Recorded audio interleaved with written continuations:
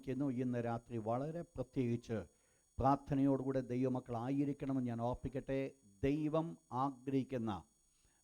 നമ്മളെക്കുറിച്ച് ആഗ്രഹിക്കുന്ന ദൈവിക അനുഗ്രഹത്തിലേക്ക് എങ്ങനെ കടന്നു വരുവാൻ സാധിക്കും എന്നുള്ളതായിരിക്കും ഇന്ന് രാത്രി നമ്മൾ പ്രധാനമായിട്ട് അബ്രഹാമിൻ്റെ ലൈഫിൽ കൂടെ ചിന്തിക്കുവാൻ പോകുന്നത്. വളരെ പ്രാർത്ഥനയോടുകൂടി ആയിരിക്കണം. പ്രാർത്ഥിക്കുക മാത്രമല്ല, ഇന്ന് കേൾക്കുന്ന വചനം നമ്മുടെ ജീവിതത്തിൽ, ഹൃദയത്തിൽ അത് പകർത്തുവാനായിട്ട് ശ്രമിക്കുക. വളരെ പ്രാർത്ഥനയോടായിരിക്കുക. നമ്മുടെ ചിന്തയ്ക്ക് വേണ്ടി എബ്രായലേഖനം 11-ാം അധ്യായം, ഹീബ്രൂസ് ചാപ്റ്റർ 11, എബ്രായലേഖനം 11-ാം അധ്യായത്തിൻ്റെ 8-ാമത്തെ വാക്യത്തിലേക്ക് നമുക്ക് കടന്നു വരാം. ഹീബ്രൂസ് ചാപ്റ്റർ 11 വേഴ്സ് നമ്പർ 8, എബ്രായലേഖനം 11:8. ദൈവത്തിന് മഹത്വമുണ്ടാകട്ടെ. കഴിഞ്ഞ ദിവസം നമ്മൾ ചിന്തിപ്പിക്കുവാനിടയായി തീർന്നത് 8 മുതൽ 12 വരെയുള്ള വാക്യത്തിൽ അബ്രഹാമിൻ്റെ വിശ്വാസം അബ്രഹാമിനെ കൊണ്ട് എന്ത് ചെയ്യിച്ചു എന്നുള്ളതാണ് നമ്മൾ പ്രാരംഭമായി ചിന്തിച്ചുകൊണ്ടേയിരിക്കുന്നത്. അബ്രഹാംസ് ഫെയ്ത്ത്.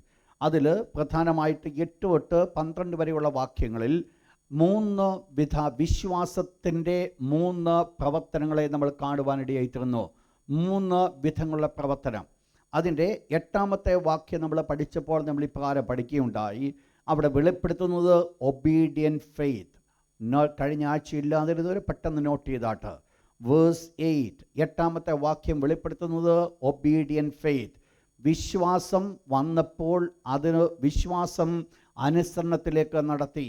2-ാമത്തെ ഭാഗമാണ് 9, 10 വാക്യത്തിൽ നമ്മൾ കാണുന്നത് എൻഡ്യൂറിങ് ഫെയ്ത്ത്. ഫെയ്ത്ത് ആണ് നമ്മളെ എൻഡ്യൂർ ചെയ്യുന്നത്, നിലനിർത്തുന്നത്, സ്ഥിരതയിലേക്ക് നമ്മെ നടത്തുന്നത്. 3 നമ്മൾ കാണുവാൻ ഇടയായി തീർന്നത് 11, 12 വാക്യത്തിൽ നിന്നുകൊണ്ട് ലൈഫ് ഗിവിങ് ഫെയ്ത്ത്, ജീവൻ കൊടുക്കുന്ന വിശ്വാസം. ഇന്ന് രാത്രിയിൽ അതിൻ്റെ ഫസ്റ്റ് പാർട്ടിൽ ഞാൻ നിൽക്കുവാൻ ആഗ്രഹിക്കുകയാണ്. Obedient faith. നോട്ട് ചെയ്താട്ട് വളരെ പ്രാർത്ഥനയോടുകൂടെ ഇന്ന് രാത്രി നിങ്ങളായിരിക്കണം. ഒബീഡിയൻറ്റ് ഫെയ്ത്ത് നമ്മൾ ഇവിടെ കാണുവാൻ സാധിക്കുന്നത്. വീണ്ടും ഒരിക്കൽ കൂടെ 8-ാമത്തെ വാക്യം നമുക്കെല്ലാം വേദപുസ്തകം എല്ലാവരും എടുത്തായിട്ട് നമുക്ക് ഒരുമിച്ച് ചേർന്ന് 8-ാമത്തെ വാക്യം നമുക്ക് വായിക്കാം. എല്ലാവരും കൂടെ ഒരുമിച്ച് ചേർന്ന് 8-ാമത്തെ വാക്യം. വിശ്വാസത്താൽ ദൈവത്തിന് മഹത്വമുണ്ടാകട്ടെ. ആ വാക്യം പറയുന്ന വിശ്വാസത്താൽ അബ്രഹാം തനിക്ക് അവകാശമായി കിട്ടുവാന ദേശത്തേക്ക് യാത്രയാവാൻ വിളിക്കപ്പെട്ടാറേ അനുസരിച്ച് എവിടേക്ക് പോകുന്നുവെന്നറിയാതെ പുറപ്പെട്ടു. ഇവിടെ നമ്മൾ കാണുന്നത് അബ്രഹാം ബൈ ഫെയ്ത്ത്. അബ്രഹാം വിശ്വാസത്താൽ അബ്രഹാം പുറപ്പെട്ടു. ആ പുറപ്പെട്ടു എന്ന് പറയുന്നത് എന്താണ്? ആറ്റിറ്റ്യൂഡ്. അതാണ് നമ്മൾ മുമ്പേ കണ്ടത്. അബ്രഹാമിൻ്റെ വിശ്വാസം അബ്രഹാമിനെ അനുസരണത്തിലേക്ക് നടത്തി. ദൈവത്തെ അബ്രഹാം വിശ്വസിച്ചത്, ദൈവത്തിൽ അബ്രഹാം വിശ്വസിച്ചത്, ദൈവത്തിൽ അബ്രഹാം വിശ്വസിക്കുവാൻ കാരണമായി തീർന്നതാണ് അബ്രഹാം ദൈവത്തെ അനുസരിപ്പാനായിട്ടിടയായി തീർന്നത്. ശ്രദ്ധിക്കണം വേർഡ്. ദൈവത്തെ നാം വിശ്വസിക്കാത്തിടത്തോളം കാലം ദൈവത്തെ നമുക്ക് അനുസരിക്കുവാൻ സാധ്യമല്ല. ആദ്യം ജീവിതത്തിൽ കടന്നു വരേണ്ടത് വിശ്വാസമാണ്. അബ്രഹാമിൻ്റെ ജീവിതത്തിൽ വിശ്വാസം ഉണ്ടാകുവാനുള്ള കാരണം നമുക്കറിയാം. നമ്മൾ കഴിഞ്ഞ ദിവസം പ്രാരംഭമായിട്ട് അബ്രഹാമിനെ കുറിച്ച് ഇൻട്രൊഡക്ഷൻ നമ്മൾ പഠിച്ചപ്പോൾ നമ്മൾ മനസ്സിലാക്കി. മെസപ്പൊത്താമിയയിൽ ആയിരുന്നപ്പോഴാണ് സ്വർഗ്ഗസ്ഥനായിരിക്കുന്ന ദൈവം അബ്രഹാമിന് വെളിപ്പെട്ടത്. അബ്രഹാമിന് വെളിപ്പെട്ടത് തേജോമയനായിട്ട് അബ്രഹാമിന് വെളിപ്പെട്ടു. ദൈവത്തിൻ്റെ തേജസ്സോടുകൂടെയാണോ അബ്രഹാമിന് വെളിപ്പെട്ടത്? നമ്മൾ ആ വാക്യത്തിൽ നിന്നുകൊണ്ട് ഒരു കാര്യം ഞാൻ നിങ്ങളെ ചൂണ്ടിക്കാണിക്കുകയുണ്ടായി. ദൈവം ഓരോ സമയങ്ങളിലും വെളിപ്പെടുന്നത് എല്ലായ്പ്പോഴും ഒരുപോലെയല്ല, ഒരേ വിധത്തിലല്ല ദൈവം ഇടപെടുന്നത്. ദൈവം സംസാരിക്കുന്നത് ഒരേ വിധത്തിലല്ല. അതുകൊണ്ട് ദൈവത്തിന് പ്രവർത്തിക്കുന്നതിന് വ്യത്യാസമുള്ളത് കൊണ്ട് അതിനനുസരണമായിട്ട് ദൈവം തന്നെ വെളിപ്പെടുത്തുന്നു. ഇവിടെ നമ്മൾ കാണുന്നത് ഏലിയാവ് ഗുഹയ്ക്കകത്തായിരുന്നപ്പോൾ ദൈവം സംസാരിച്ചത് വളരെ ശാന്തനായിട്ട്. ഇവിടെ സ്വർഗ്ഗസ്ഥനായിരിക്കുന്ന ദൈവം അബ്രഹാമിന് ആദ്യമായിട്ട് വെളിപ്പെട്ടപ്പോൾ തേജോമയനായ ദൈവമായി വെളിപ്പെട്ടു. ഞാൻ കഴിഞ്ഞ ആഴ്ചയിൽ പറഞ്ഞു, ശൗലിന് അഥവാ പൗലോസിന് ദമസ്കോസിലേക്ക് കടന്നു പോകുന്ന വാതിൽക്കൽ വെച്ച് എപ്രകാരമാണോ ദൈവത്തിൻ്റെ തേജസ് പൗലോസ് കാണുവാൻ ഇടയായിത്തീർന്നത്, ഒരു വിധത്തിൽ അതേ വിധത്തിലായിരിക്കണം അബ്രഹാമിന് ദൈവം വെളിപ്പെടുവാനിടയായിത്തീർന്നത്. ആ വെളിപ്പെടുന്ന സമയത്ത് അബ്രഹാമിൻ്റെ സിറ്റുവേഷൻ എന്തായിരുന്നു നമ്മൾ മനസ്സിലാക്കി. അബ്രഹാമിൻ്റെ പിതാവായിരിക്കുന്ന തേരഹ് വിഗ്രഹങ്ങളെ ആരാധിച്ചുകൊണ്ടിരുന്നു എന്ന് പറഞ്ഞാൽ അബ്രഹാം ഉൾപ്പെടെയുള്ളവർ, അബ്രഹാം എത്ര കാലം വിഗ്രഹത്തെ ആരാധിച്ചോ നമുക്കറിയത്തില്ല എങ്കിലും അബ്രഹാമിൻ്റെ പിതാവായിരിക്കുന്ന തേരഹ് വിഗ്രഹങ്ങളെ ആരാധിച്ച് വിഗ്രഹങ്ങളെ വിൽക്കുന്നവനായിരുന്നു എന്നുള്ളത് യോശുവയുടെ പുസ്തകം 24-ാം അധ്യായം 2-ാം വാക്യം നമ്മെ പഠിപ്പിക്കേണ്ടായി. Joshua chapter 24:2. നമ്മൾ ആ ഭാഗം എടുക്കേണ്ട കാര്യമില്ല. ഇവിടെ വെച്ചാണ് സ്വർഗ്ഗസ്ഥനായിരിക്കുന്ന ദൈവം വെളിപ്പെടുവാനിടയായിത്തീർന്നത്. ആ വെളിപ്പെട്ടപ്പോൾ ദൈവം ഒരു കാര്യം പറഞ്ഞു, ഞാൻ നിന്നെ കാണിപ്പാനിക്ക് ദേശത്തേക്ക് പോകാം. എൻ്റെ വിഷയം ഇവിടെയാണ് ഞാൻ തുടങ്ങുവാൻ പോകുന്നത്. അബ്രഹാമിന് തേജോമയനായിരിക്കുന്ന ദൈവം വെളിപ്പെട്ടപ്പോൾ അബ്രഹാമിന് വ്യക്തമായിരിക്കുന്ന ഒരു ഗൈഡൻസ് അബ്രഹാമിന് കിട്ടിയില്ല. വ്യക്തമായിരിക്കുന്ന ഒരു നിർദ്ദേശം ദൈവം അബ്രഹാമിന് കൊടുത്തില്ല. ഇന്ന സ്ഥലത്തോട്ടാണ് ഞാൻ നിന്നെ അയക്കുന്നത് എന്നുള്ളത് അബ്രഹാമിനോട് ദൈവം പറഞ്ഞില്ല. ദൈവം തേജോമയനായിരിക്കുന്ന ദൈവം അബ്രഹാമിന് വെളിപ്പെട്ടപ്പോൾ അബ്രഹാമിനോട് ആദ്യമായിട്ട് പറഞ്ഞ വേർഡെന്ന് പറയുന്നത്, ഞാൻ നിന്നെ കാണിപ്പാനിരിക്കുന്ന ദേശത്തേക്ക് പോകാം. എങ്ങോട്ടാണ് പോകേണ്ടതെന്നുള്ളത് അബ്രഹാമിന് അറിയത്തില്ല. എവിടെയാണ് തൻ്റെ സ്ഥലമെന്നുള്ളത് അബ്രഹാമിന് അറിയത്തില്ല. ദൈവം തന്നെ എങ്ങോട്ട് കൊണ്ടുപോകാൻ ആഗ്രഹിക്കുന്നത് അബ്രഹാമിന് അറിയത്തില്ല. ഇതെല്ലാം അന്ധമായിരിക്കുമ്പോൾ, ഇത് മുഴുവൻ ബ്ലൈൻഡായിട്ട് കിടക്കുന്ന സ്ഥാനത്ത് എവിടെ പോകണമെന്ന് തനിക്ക് അറിയത്തില്ല, എങ്ങനെ പോകണമെന്ന് അറിയത്തില്ല, എന്താണ് ഭാവി എന്നുള്ളത് അറിയത്തില്ല. നിങ്ങൾ മനസ്സിലാക്കണം, അബ്രഹാം ഈ സമയത്ത് ഇറങ്ങിത്തിരിക്കുന്ന സമയത്ത് ഒരു നാടോടിയായി നടക്കുന്ന ഒരു മനുഷ്യനായിരുന്നില്ല, ബഹുസമ്പന്നനായിരുന്ന ഒരു മനുഷ്യനായിരുന്നു. ആ സമയത്തും അബ്രഹാം നല്ല ബഹുസമ്പന്നനായിരുന്ന ഒരു മനുഷ്യൻ. കാരണം അബ്രഹാം ഇറങ്ങിത്തിരിക്കുമ്പോൾ അബ്രഹാമിൻ്റെ പിതാവായിരിക്ക തേരഹ് അബ്രഹാമിനോടുകൂടെ ഉണ്ടായിരുന്നു. തൻ്റെ സഹോദരൻ്റെ പുത്രനായിരിക്കെ ലോത്ത് തന്നോടുകൂടെ ഉണ്ടായിരുന്നു. അവരോടുകൂടെ അന്നുണ്ടായിരുന്ന ആടുമാടുകളോടുകൂടെയാണ് അബ്രഹാം ഇറങ്ങിത്തിരിച്ചത്. എന്ന് പറഞ്ഞാൽ ഒരു മാർഗമില്ലാതിരുന്ന സമയത്ത്, ജീവിക്കുവാനായിട്ട് വളരെ ബുദ്ധിമുട്ടുള്ള സമയത്ത്, യാതൊരു ഗത്യന്തരവും ഇല്ലാതിരുന്ന സമയത്തല്ല ദൈവം അബ്രഹാമിനോട് പറഞ്ഞത്, നീ ഇറങ്ങിത്തിരിക്കുവാൻ പറഞ്ഞത്. പിന്നെയോ സകല സമൃദ്ധിയുടെയും നടുവിൽ താൻ ജീവിക്കുമ്പോൾ, തൻ്റെ കുടുംബത്തോടുകൂടെ സകലതുമായി സൗകര്യങ്ങളോടുകൂടി ആയിരിക്കുമ്പോൾ, എല്ലാവിധമായിരിക്കുന്ന സ്ഥിരമായിരിക്കുന്ന ഒരു ജീവിതം നയിച്ചുകൊണ്ടിരിക്കുന്നതിന് നടുവിലാണ് സ്വർഗ്ഗസ്ഥനായിരിക്കുന്ന ദൈവം അബ്രഹാമിനോട് ഈ വേർഡ് പറയുന്നു എന്നുള്ളത് നമ്മൾ ഓർക്കണം. മനസ്സിലാവുന്നു ഞാൻ പറഞ്ഞത് വേർഡ്? ഞാൻ പറഞ്ഞു വന്നത്, അബ്രഹാം ആ വിളിക്ക് വില കൊടുത്തപ്പോൾ എത്രമാത്രം വില കൊടുത്തു എന്നുള്ളതാണോ ഞാൻ ചൂണ്ടിക്കാണിച്ചത്. വളരെ അനുഗ്രഹിക്കപ്പെട്ട രീതിയിൽ തുടർന്ന് അതേ ദേശത്ത് തനിക്ക് ജീവിക്കുവാൻ സാധിക്കുമായിരുന്നുവെങ്കിൽ, ദൈവം കൊടുത്ത അനുഗ്രഹത്തോടുകൂടെ മുൻപോട്ട് കടന്നു പോകാൻ സാധിക്കുമെങ്കിൽ, ഈ അനുഗ്രഹങ്ങളുടെ നടുവിൽ നിൽക്കുന്ന അബ്രഹാമിനോടാണ് സ്വർഗ്ഗസ്ഥനായിരിക്കുന്ന ദൈവം വെളിപ്പെട്ടുകൊണ്ട് ഇപ്രകാരം പറഞ്ഞത്, ഞാൻ നിന്നെ കാണിപ്പാനിക്ക് ദേശത്തേക്ക് പോകാം. ഈ കാണിപ്പാന ദേശത്തേക്ക് പോകാം എന്ന് പറയുമ്പോൾ അവിടെ എന്തുണ്ടെന്നുള്ളത് തനിക്ക് യാതൊരു പിടിയുമില്ല. ഞാൻ പറഞ്ഞു വരുന്നൊരു വിഷയമെന്ന് പറയുന്നത്, ഇൻസെക്യൂരിറ്റിയുടെ നടുവിൽ നിന്നാണ് ഇൻസെക്യൂർ ആയിരിക്കുന്ന ഒരവസ്ഥയിലേക്ക് അബ്രഹാം മാറ്റപ്പെടുവാനിടയാന്ന് ശ്രദ്ധിക്കണം. എൻ്റെ വേർഡ്, സെക്യൂരിറ്റി ഉള്ള ഒരു സ്ഥാനത്ത് നിന്ന്, സെക്യൂർ ആയിരിക്കുന്ന ഒരു സാഹചര്യത്തിൽ നിന്ന്, സുരക്ഷിതമായി ജീവിക്കുവാൻ തക്കണം സാധിക്കുന്ന ഒരു അവസ്ഥയിൽ നിന്ന്, എല്ലാവിധമായിരിക്കുന്ന സൗഭാഗ്യങ്ങളോടുകൂടെ ജീവിക്കുന്ന ഒരു സ്ഥാനത്തു നിന്നാണ് ഇൻസെക്യൂർ ആയിരിക്കുന്ന ഒരു സ്ഥാനത്തേക്ക് മാറുവാൻ ദൈവം കൽപ്പിച്ചത്. നമ്മൾ ഇൻസെക്യൂർ ആണെങ്കിൽ ദൈവം ആരെങ്കിലും നമ്മളോട് അങ്ങോട്ട് പോകാം എന്ന് പറഞ്ഞാൽ നമ്മൾ അങ്ങോട്ട് പോകും. ഒന്നും കണ്ടില്ലെങ്കിൽ പോകും. കാരണം ഇവിടുത്തെ ലൈഫ് തന്നെ ഇൻസെക്യൂറാണ്. ഇവിടുത്തെ ലൈഫ് നമുക്ക് യാതൊരു പ്രതീക്ഷയുമില്ല. ഇവിടെ എന്തുണ്ട് എന്നുള്ള യാതൊരു മാർഗവുമില്ല. എന്നാൽ അബ്രഹാമിൻ്റെ ജീവിതം അതല്ല. സെക്യൂരിറ്റിയുടെ നടുവിൽ നിന്നാണ് ഇൻസെക്യൂറിലായിരിക്കുന്ന അവസ്ഥയിലേക്ക് ദൈവത്തിൻ്റെ വിളി കേട്ട് അബ്രഹാം മാറി എന്നുള്ളതാണ് വളരെ പ്രധാനപ്പെട്ട വിഷയം. ഞാൻ പറഞ്ഞ വന്ന വേർഡ് നിങ്ങൾ മനസ്സിലായോ? ഇതിനകത്ത് നിങ്ങൾ മനസ്സിലാക്കണം, അബ്രഹാമിന് അറിയത്തില്ല എന്താ എന്നുള്ളത് തനിക്കറിയത്തില്ല. എവിടേക്ക് പോകുന്നു, അതാണ് ദൈവത്തിൻ്റെ തിരുവചനം പറയുന്നത്. എവിടേക്ക് പോകുന്നു എന്നറിയാതെ എന്ന് പറഞ്ഞാൽ, തുടങ്ങിയപ്പോൾ ദൈവം ഒരൊറ്റ വേടാ ദൈവം കൊടുത്തത്, അബ്രഹാമേ ഞാൻ നിന്നെ കാണിപ്പാൻ ദേശത്ത് നീ പോകാം. ഞാൻ നിന്നെ കാണിച്ച ദേശത്തേക്ക് പോകാം എന്നല്ല, ഞാൻ നിന്നെ കാണിപ്പാനിക്ക് ദേശത്തേക്ക് പോകാം. നിങ്ങൾ മനസ്സിലാക്കണം, ഇവിടെ തുടക്കത്തിൽ ഒരു വലിയ ത്യാഗത്തിലാണ് ഇവിടെ അബ്രഹാമിൻ്റെ ദൈവത്തോടുള്ള ബന്ധം ആരംഭിക്കുവാൻ പോകുന്നത്. ത്യാഗപരമായിരിക്കുന്ന ഒരു ജീവിതം, പല സുഖ സൗകര്യങ്ങൾ വേണ്ടെന്ന് വെച്ചിട്ട്, പലവിധമായിരിക്കുന്ന സൗഭാഗ്യങ്ങൾ വേണ്ടെന്ന് വെച്ചിട്ടാണ് ഒന്നുമില്ലായ്മയുടെ അവസ്ഥയിലേക്ക് അബ്രഹാം ഇറങ്ങിത്തിരിക്കുവാനായിട്ട് തുടങ്ങുന്നത്. ഈ ഇറങ്ങിത്തിരിക്കുന്ന ആ സമയത്ത് എവിടെ പോകുന്നുവെന്ന് തനിക്ക് അറിയത്തില്ല, എന്താണ് അവിടെ തനിക്ക് വേണ്ടി കാത്തിരിക്കുന്നതെന്ന് തനിക്കറിയത്തില്ല. എങ്കിലും ഒരു കാര്യം അബ്രഹാമിന് അറിയാമായിരുന്നു, ഇന്നത്തെ സെക്യൂർ ആയിരിക്കുന്ന ഈ സ്ഥാനത്തേക്കാൾ എൻ്റെ സെക്യൂരിറ്റി എന്ന് പറയുന്നത് ദൈവത്തെ അനുസരിക്കുന്നതാണെന്നുള്ളത് അബ്രഹാം മനസ്സ് ശ്രദ്ധിക്കണം. ഞാൻ പറഞ്ഞ വേർഡ്, ഇന്നത്തെ സെക്യൂരിറ്റിയേക്കാൾ, ഇന്നത്തെ സുരക്ഷിതമായിരിക്കുന്ന സൗഭാഗ്യത്തെക്കാൾ, ഒന്നുമില്ലാത്ത അവസ്ഥയിലേക്കാണ് ദൈവം എന്നെ വിളിച്ചു വേർതിരിക്കുന്നതെങ്കിലും ആ ഒന്നുമില്ലായ്മയാണ് എൻ്റെ സുരക്ഷിതത്വം എന്നുള്ളത് അബ്രഹാം മനസ്സിലാക്കിയതാണ് ഇതൊക്കെ വിട്ടുപോരുവാൻ കാരണമായി തീർന്നു. ശ്രദ്ധിക്കുന്നോ നിങ്ങൾ ഈ വേർഡ്?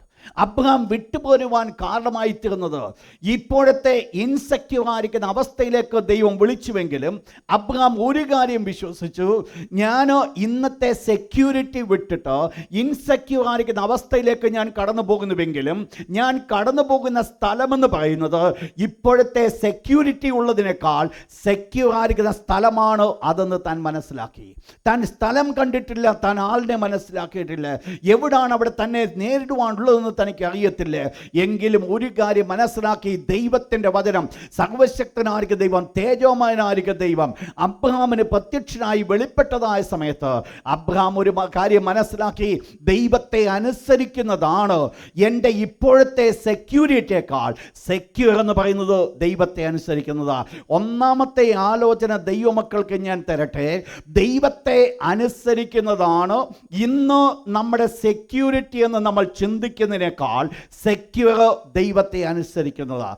ഒരു പക്ഷെങ്കിൽ മുൻപിൽ ശൂന്യതയായിരിക്കും കാണുവാൻ സാധിക്കുന്നത്, മുൻപിൽ ഒന്നുമില്ലായിരിക്കാം. നമ്മൾ ഇറങ്ങിത്തിരിക്കുമ്പോൾ, കാലെടുത്ത് വെക്കുമ്പോൾ ഒരു പക്ഷേ നമ്മൾ ചിന്തിക്കുമായിരിക്കാം എല്ലാം അനിശ്ചിതത്വമാണ്. എന്നാൽ ഒരു കാര്യം മനസ്സിലാക്കി വേണം, ദൈവം ആരെങ്കിലും വിളിച്ചിട്ടുണ്ടെങ്കിൽ അനിശ്ചിതത്വത്തിൽ നിന്ന്, അനിശ്ചിതത്വം മുൻപിലാണ് കാണുന്നതെങ്കിലും സുരക്ഷിതത്വത്തിൽ നിന്ന് അനിശ്ചിതത്വത്തിലേക്ക് വിടുന്നൊരു ദൈവമല്ല എൻ്റെ ദൈവം. പിന്നെയോ സുരക്ഷിതത്തിൻ്റെ നടുവിൽ നിന്ന്, സ്ഥിരമല്ലാത്ത സുരക്ഷിതത്തിൻ്റെ നടുവിൽ നിന്ന് സ്ഥിരമായിരിക്കുന്ന ഒരു സുരക്ഷിതത്തിലേക്ക് നയിക്കുന്നതാണ് എൻ്റെ ദൈവത്തിൻ്റെ പ്രവൃത്തി എന്നുള്ളത് മനസ്സിലാക്കണം. ഞാൻ പറഞ്ഞ വേർഡ് രണ്ടും മനസ്സിലായോ? ഞാൻ പറഞ്ഞു വന്ന വേർഡ് ഇതാണ്, നിശ്ചയമില്ലാത്തൊരു സുരക്ഷിതത്വമല്ല പ്രാധാന്യമായിരിക്കുന്നത്, പിന്നെയോ നിശ്ചയമുള്ള ഒരു സുരക്ഷിതത്വമാണ് അബ്രഹാം ആഗ്രഹിച്ചത്. വേർഡ് രണ്ടും തമ്മിൽ മനസ്സിലായോ?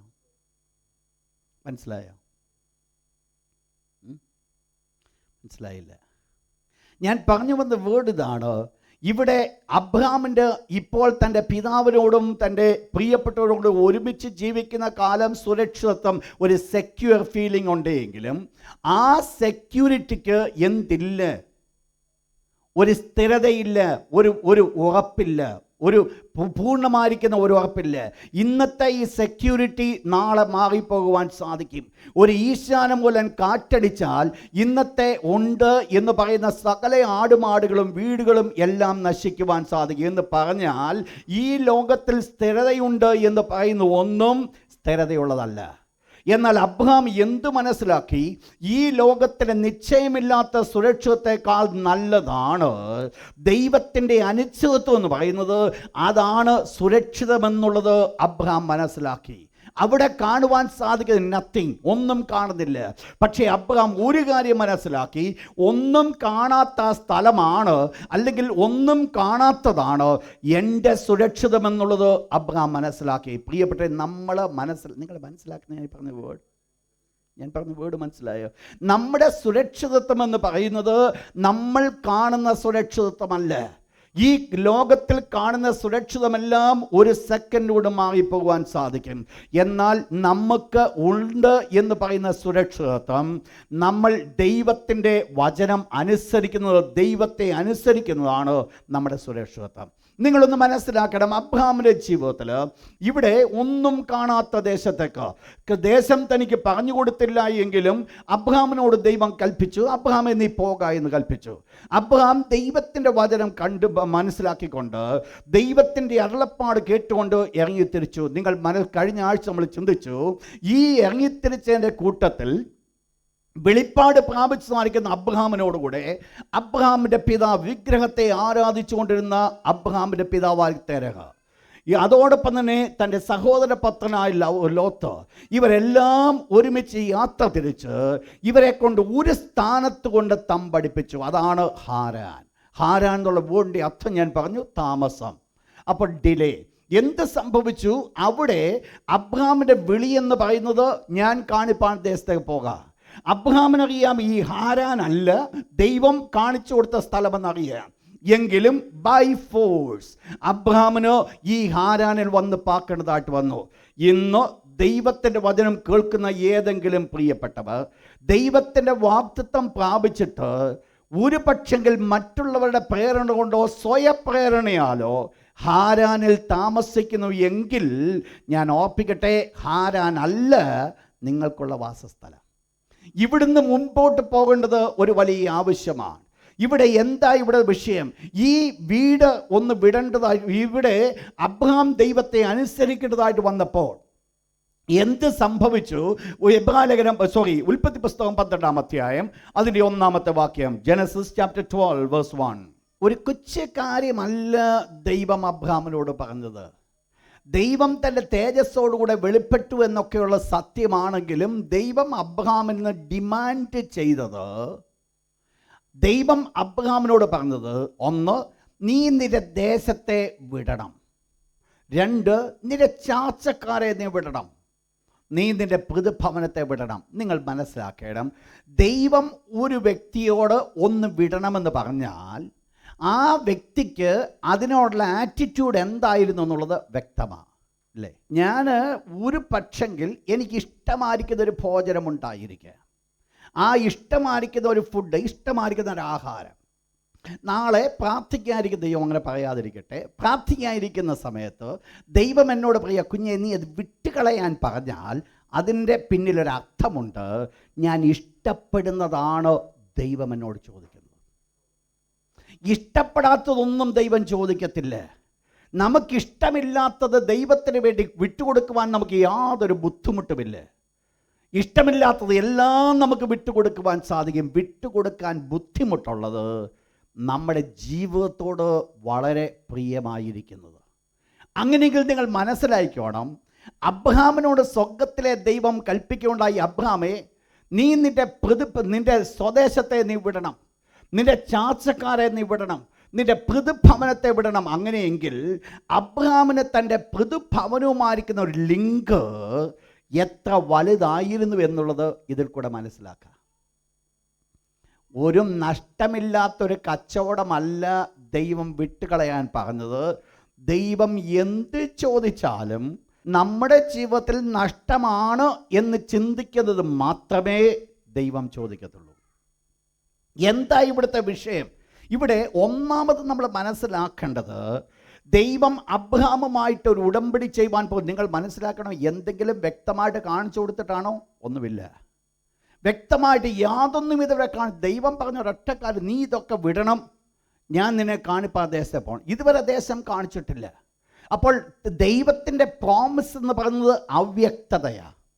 പക്ഷേ ഇപ്പോൾ ദൈവം കൽപ്പിക്കുന്നത് ചില പ്രത്യയമായിരിക്കുന്ന കാര്യങ്ങളാണ്.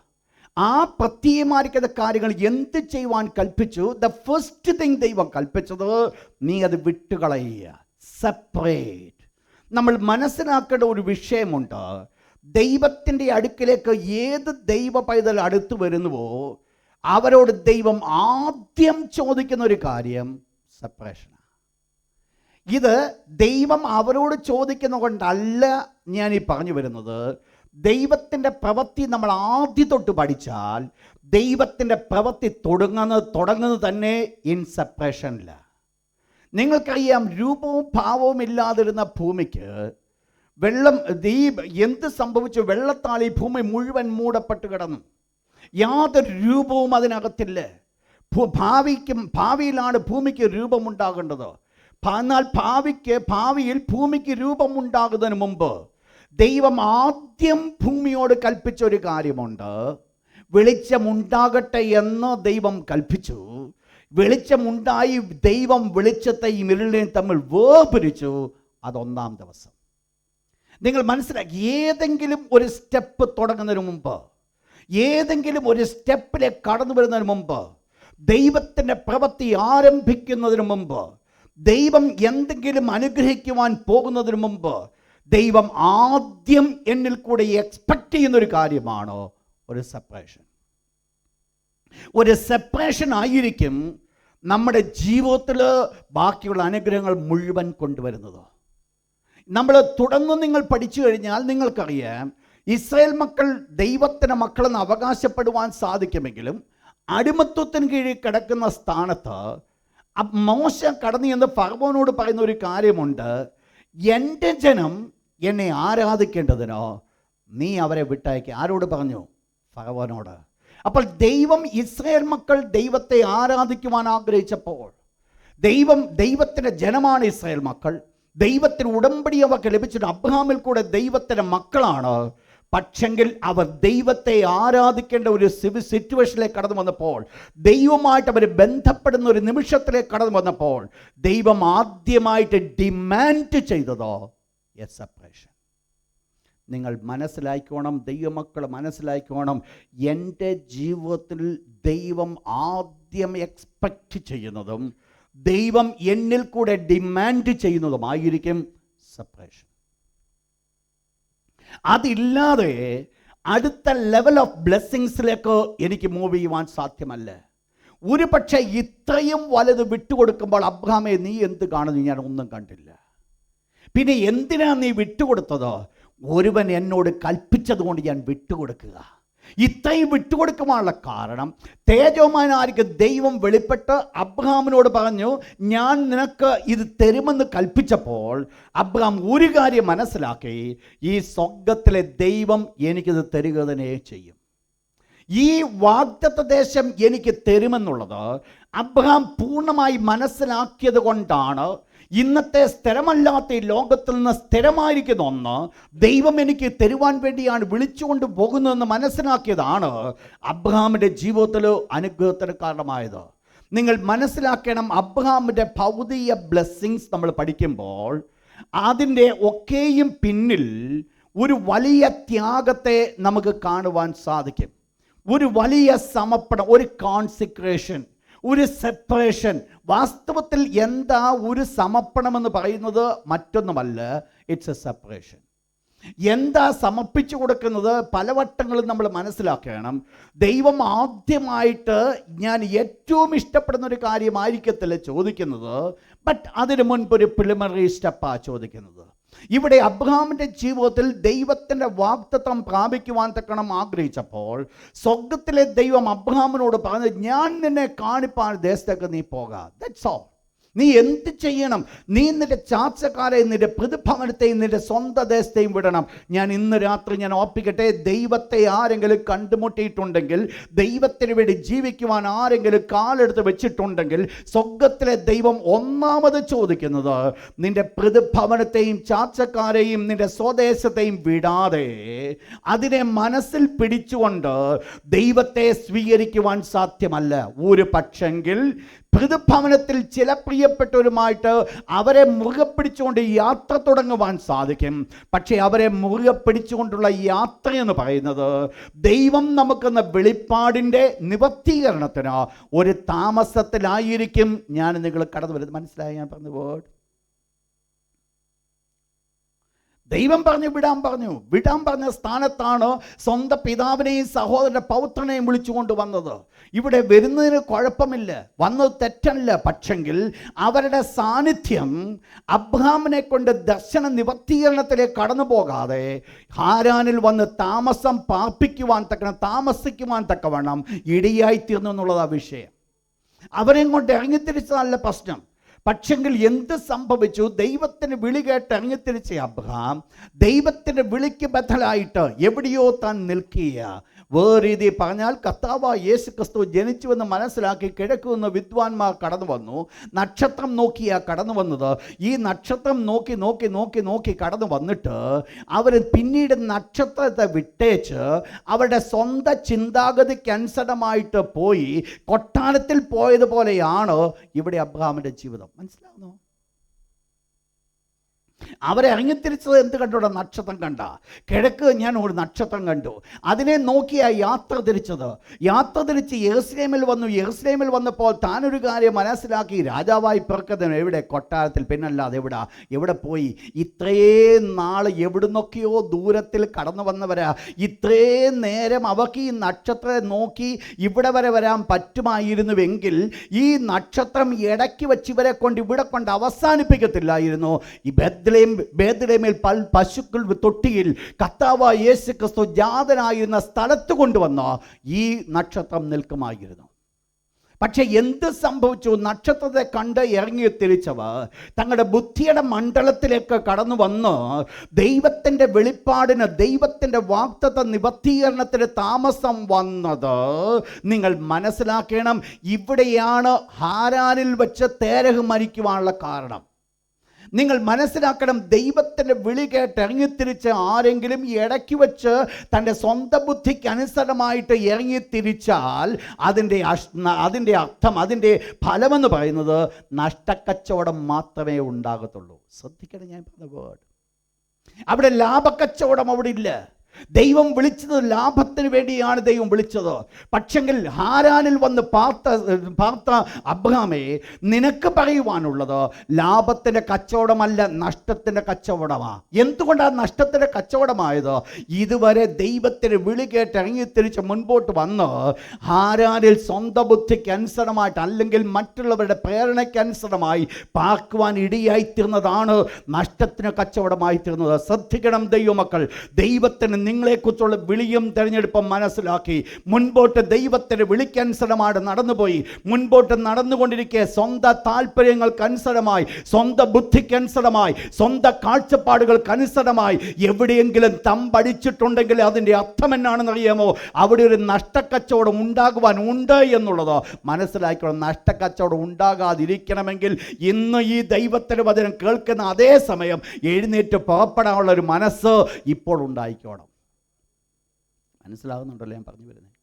ഇവിടെ എന്ത് ചെയ്യേണ്ടതായിട്ട് വന്നു? അബ്രഹാമിൻ്റെ ജീവിതത്തിലേക്ക് കടന്നു വരുമ്പോൾ നിങ്ങൾ മനസ്സിലാക്കണം, ദൈവത്തിൻ്റെ വിളി കേട്ട ഒരു ദൈവത്തിൻ്റെ പൈതൽ, നിർണയപ്രകാരം വിളി പ്രാപിച്ച ഒരു ദൈവത്തിൻ്റെ പൈതലിൻ്റെ അനുഗ്രഹമെന്ന് പറയുന്നത് ആ വിളിക്ക് അനുസരണമായിട്ട് മുൻപോട്ട് പോകുന്നത് മാത്രമെന്നുള്ളത് ഇന്ന് രാത്രി നിങ്ങൾ ഓർക്കണം. മറ്റ് യാതൊരു നന്മയും നമുക്ക് കിട്ടത്തില്ല. അപ്പത്തും ഇപ്പത്തും യാതൊരു നന്മയും ഉണ്ടാകത്തില്ല. ഏതെല്ലാം ലാഭക്കച്ചവടം ഉണ്ടെന്ന് പറയുന്നതൊക്കെ ഈ നഷ്ടക്കച്ചവടമാകുവാൻ സാധിക്കും. എന്നാൽ ദൈവത്തിന് വിളിക്കനുസരണമായിട്ട് മുൻപോട്ട് കടന്നു പോകുവാൻ സാധിക്കുമെങ്കിൽ അവിടെ ആയിരിക്കും എനിക്ക് നിങ്ങൾക്ക് ലാഭക്കച്ചവടം. എന്താ ഇവിടുത്തെ വിഷയം? അബ്രഹാം ഇറങ്ങിത്തിരിച്ചു. അല്പം വില കൊടുക്കേണ്ടതായിട്ട് അബ്രഹാമിൻ്റെ ജീവിതത്തിൽ വന്നു. കാരണം തൻ്റെ സ്വന്തം പിതാവ്, സ്വന്തം പിതൃഭവനത്തെ, തൻ്റെ സ്വന്തം ദേശത്തെ, തൻ്റെ ചാർച്ചക്കാരെ ഇനി ഒരിക്കലും തനിക്ക് ഇങ്ങോട്ട് മടങ്ങി വരുവാൻ സാധ്യമല്ല. ഇനി ഒരിക്കലും പ്രിയപ്പെട്ടവരെ കാണുവാൻ സാധ്യമല്ല.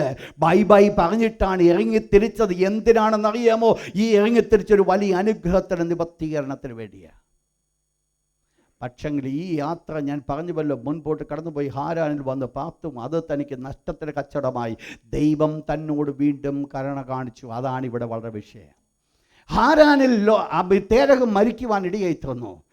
ദൈവം അബ്രഹാമിനെ അപ്രകാരം കൈവിട്ട് കളഞ്ഞില്ല. അന്ന് തേജോമയനായിരിക്കും ദൈവം വെളിപ്പെട്ടുവെങ്കിൽ ഇന്ന് തേജസ്സോടുകൂടി അല്ല വെളിപ്പെട്ടത്. ഒന്നും പറയുന്നില്ല. പക്ഷെങ്കിൽ ഒരു കാര്യം ദൈവം അബ്രഹാമിനോട് പറഞ്ഞു, അബ്രഹാമേ, ഞാൻ നിന്നെ കാണിപ്പാൻ ദേശത്തേക്ക് നീ പോക. എവിടെ തുടങ്ങിയോ ആ വേർഡ് ദൈവം വീണ്ടും ആവർത്തിക്കുക. 12-ാം അധ്യായം തുടങ്ങുന്ന അവിടെ എവിടെയാ ദൈവം തുടങ്ങിയത് ആ വേർഡ് വീണ്ടും ആവർത്തിക്കുക. കാരണം പുള്ളിയുടെ ലൈഫ് ഇതുവരെ എവിടം വരെ ആയിട്ടുള്ളൂ. നിങ്ങൾ മനസ്സിലാക്കണം, ആത്മീയമായിട്ട് നിങ്ങൾ വിവേചിച്ചോണം. ആത്മീയമായിട്ട് ഇറങ്ങിത്തിരിച്ചു ഒരു ദീർഘദൂരം നടന്ന് ഹാരാനിൽ വന്ന പാർത്ത അബ്രഹാമിനെ നോക്കിക്കൊണ്ട് ദൈവത്തിന് പറയുവാനുള്ള ആദ്യത്തെ മെസ്സേജാണ് എന്ന് പറഞ്ഞാൽ അതിൻ്റെ അർത്ഥം എൻ്റെ ഭാഷയിൽ ഞാൻ പറഞ്ഞാൽ, ഇതുവരെ അബ്രഹാമിൻ്റെ ജീവിതത്തിൽ സ്വർഗത്തിലെ ദൈവം ഒരു ആത്മീയ വളർച്ച കണ്ടില്ല. അന്നത്തെ ആ വാക്കിനാണ് നീ ഇന്നും യോഗ്യനായിരിക്കുന്നത്. അന്ന് അരുളി ചെയ്തതായി ഇന്നും നിന്നോട് പറയേണ്ടത് ആവശ്യമായിരിക്കും. ശ്രദ്ധിച്ചോണേ, അതൊരിക്കലും നമ്മുടെ ജീവിതത്തിൽ ഉണ്ടാകരുത്.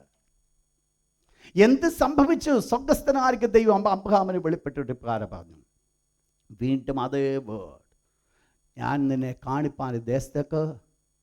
നിങ്ങൾ മനസ്സിലാക്കി ഞാൻ പറഞ്ഞു വന്നേ. തേജോമയനായിരിക്കും ദൈവം മെസ്സപ്പൊത്തോമിയയിൽ വെച്ച് അബ്രഹാമിനോട് പറഞ്ഞ അതേ വേർഡ് ദൈവം വീണ്ടും അബ്രഹാമിനോട് 12-ാം അധ്യായത്തിൽ ആവർത്തിക്കുക. പക്ഷേ തുടർന്ന് നമ്മൾ നോക്കിക്കഴിഞ്ഞാൽ അബ്രഹാമിനോട് ആ വേർഡ് ആവർത്തിച്ച് നമ്മൾ പിന്നീട് കാണുന്നില്ല. അതാണ് അനുഗ്രഹം. ഒരിക്കൽ വീണാൽ കുഴപ്പമില്ല, പക്ഷേ എന്നും വീണുകൊണ്ടിരുന്നാൽ പിന്നീട് ദൈവത്തിന് പോലും പിടിച്ചെഴുന്നേൽപ്പിക്കാൻ പറ്റത്തില്ല. ദൈവത്തിനറിയാം പിന്നെ ഇവനെ കൊണ്ട് വലിയ ഗുണമൊന്നുമില്ല, ഇതുപോലെ വിട്ടുകളയുന്നത് തന്നെയാണ് ദൈവത്തിന് നല്ലത്. ഞാൻ ഓർപ്പിക്കട്ടെ, ഒരിക്കൽ പോലും നമ്മൾ അങ്ങനെ ആകരുത്. എന്താ ഇവിടെ സംഭവിച്ചത്? സ്വർഗ്ഗത്തിലെ ദൈവം 12-ാം അധ്യായത്തിൽ കടന്നു വരുമ്പോൾ വീണ്ടും അതേ കാര്യം അബ്രഹാമിനോട് പറയുന്നു. അബ്രഹാം വീണ്ടും ഇറങ്ങിത്തിരിക്കുക. അബ്രഹാം മുൻപോട്ട് ഇറങ്ങിത്തിരിച്ചപ്പോൾ നമ്മൾ മനസ്സിലാക്കി തൻ്റെ ജീവിതത്തിൽ വളരെ പ്രിയപ്പെട്ടതായിരുന്ന തൻ്റെ കുടുംബത്തെ, ചാച്ചക്കാരെ, സ്വഭവനത്തെ വിട്ട് അബ്രഹാം ഇറങ്ങിത്തിരിച്ചു. ആ സെപ്പറേഷൻ തൻ്റെ ജീവിതത്തിൽ ആദ്യമായിട്ട് കടന്നു വന്നു. അതുകൊണ്ട് എന്ത് സംഭവിച്ചു? നെക്സ്റ്റ് വെച്ചതായിരിക്കുന്ന 12-ാം അധ്യായത്തിൽ വെച്ച സ്റ്റെപ്പുകളൊക്കെ സ്വർഗത്തിലെ ദൈവത്തിന് പ്രസാദമായിരുന്നു. അബ്രഹാമിൻ്റെ ജീവിതത്തിൽ അവിശ്വാസത്തിൻ്റെ പ്രവൃത്തി വന്നിട്ടില്ല, നല്ല വന്നിട്ടുണ്ട്. എന്നാൽ അത് ഓർത്ത് ഞാൻ ദൈവത്തെ സ്തുതിക്കുന്നു. എന്നിട്ടും അബ്രഹാമിനെ വിശ്വാസികളുടെ പിതാവാക്കിയത് ഓർത്ത് നമ്മുടെ ജീവിതത്തിലൊക്കെ ഇതൊക്കെ കടന്നു വരുവാൻ സാധിക്കും. പക്ഷെങ്കിൽ അതിൻ്റെ അർത്ഥം നമ്മളെ ദൈവം കംപ്ലീറ്റ്ലി അങ്ങ് തള്ളിക്കളയുമെന്നല്ല. നമ്മളെ വീണ്ടും ദൈവം സ്നേഹിക്കുന്നു. എന്താ ഇവിടുത്തെ വിഷയം? 2-ാമത്തെ ഭാഗത്തിലേക്ക് നാം കടന്നു വരുമ്പോൾ അബ്രഹാമിൻ്റെ ജീവിതത്തിൽ 2-ാമത്തെ ഒരു സ്റ്റെപ്പിലേക്ക് അബ്രഹാം കടന്നു വരികയാണ്. ഞാൻ ആദ്യം പറഞ്ഞു, ദൈവം പറഞ്ഞു, ഞാൻ സ്ഥലമൊന്നും കാണിച്ചു കൊടുത്തില്ല, ഞാൻ നിന്നെ കാണിപ്പാൻ ദേശത്തേക്ക് പോകാം. എന്നാൽ 2-ാമത്തെ കഴിഞ്ഞ ആഴ്ചയിൽ നമ്മൾ ചിന്തിച്ചപ്പോൾ നമ്മൾ ഇപ്രകാരം മനസ്സിലാക്കി, അബ്രഹാമിൻ്റെ ബ്ലെസ്സിങ്സ് എന്ന് പറഞ്ഞൊരു പ്രോഗ്രസീവ് ബ്ലെസ്സിങ്സ് ആയിരുന്നു. പടിപടിയായിട്ട് ദൈവം അബ്രഹാമിനെ മുൻപോട്ട് നയിച്ചു. ആദ്യം ദൈവം അബ്രഹാമിനോട് ഞാൻ നിന്നെ കാണിപ്പാൻ ദേശമൊന്നും കാണിച്ചു കൊടുത്തില്ല. എന്നാൽ അടുത്ത ലെവലിലേക്ക് വന്നപ്പോൾ അബ്രഹാമിന് ദൈവം ആ ദേശത്തെക്കുറിച്ച് അരുളപ്പാട് കൊടുക്കുവാനിടയായി തീർന്നു. പൂർണ്ണമായിട്ടൊന്നും കാണിച്ചൊന്നും കൊടുത്തില്ലെങ്കിലും ദൈവം ചിലതൊക്കെ അങ്ങ് അരുളി ചെയ്തു. നിങ്ങൾ മനസ്സിലാക്കണം, ദൈവത്തിൻ്റെ ദർശനം, വെളിപ്പാടെന്ന് പറയുന്നത് നമുക്ക് എപ്പോഴും പൂർണ്ണമാകണമെന്നില്ല. പക്ഷെങ്കിൽ ദൈവത്തോടുകൂടെ നമ്മൾ നടക്കുവാൻ തീരുമാനിക്കുമ്പോഴാണ് ദൈവം നമുക്കത് വെളിപ്പെടുത്തി ആ പൂർണ്ണതയിലേക്ക് കൊണ്ടുവരുന്നത്. നമ്മൾ പലപ്പോഴും ആഗ്രഹിക്കുന്ന ഒറ്റ സ്റ്റെപ്പിൽ ആ പൂർണ്ണതയിൽ വരണമെന്ന. അങ്ങനെ ആയിരുന്നുവെങ്കിൽ നമ്മളെല്ലാവരും നല്ല ദൈവമക്കളായിരുന്നേ. ദൈവം എക്സ്പെക്റ്റ് ചെയ്യുന്ന അതല്ല. ഇന്ന് പറഞ്ഞത് അനുസരിച്ചാൽ അടുത്ത ലെവലിലേക്ക് യു വിൽ മൂവ് ഇറ്റ്. നിങ്ങൾ മനസ്സിലാക്കണം, അബ്രഹാമിൻ്റെ ജീവിതത്തിൽ ചിലത് എന്ത് സംഭവിച്ചു? 13-ാം അധ്യായം 2-ാമത്തെ ലെവലിലേക്ക് കടന്നു വന്നാട്ട് ഈ ജനസിസ് ചാപ്റ്റർ 13, ഉൽപ്പത്തി പുസ്തകം 13-ാം അധ്യായം അതിൻ്റെ 14-ാമത്തെ വാക്യം ഒന്ന് വായിച്ചാട്ടോ. Chapter 13 verse 14. നിങ്ങൾ മനസ്സിലായോ? ഒന്നും കാണാതിരുന്ന സ്ഥലത്ത് വന്ന് ദൈവം അബ്രഹാമിനെ വിളിച്ചു കൊണ്ടുവന്നിട്ട് ഇപ്പോൾ തൻ്റെ സഹോദരൻ, അപ്പൻ മരിച്ചുപോയി, കൂടത്തിൽ ഇറങ്ങിത്തിരിച്ചതാ. ഇപ്പോൾ ഉള്ളത് തൻ്റെ സഹോദരൻ്റെ പുത്രനായിരിക്കുന്ന ലോത്താ കൂടെ ഉള്ളത്. ലോത്തിൻ്റെ പ്രത്യേകത എന്നാണെന്നറിയാമോ? അബ്രഹാമിൻ്റെ അബ്രഹാമിന് ശേഷമുള്ള അബ്രഹാമിൻ്റെ അവകാശി എന്ന് പറയുന്നത് മറ്റാരുമായിരുന്നില്ല, ഈ ലോത്തായിരുന്നു.